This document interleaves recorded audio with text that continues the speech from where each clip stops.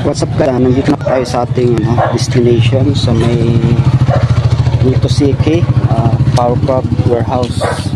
Ayan po. Ayan. Nakarating na po tayo dito sa ating pipick upan na heavy equipment.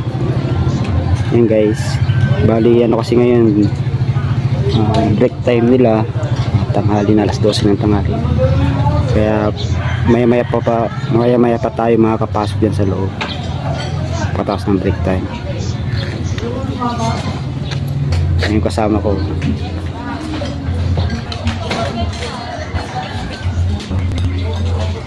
black siya. Pagod kaka-drive. So yun guys, hanggang dito na lang ulit. Maya pag nakuha na natin yung items, update ko kayo. Thank you.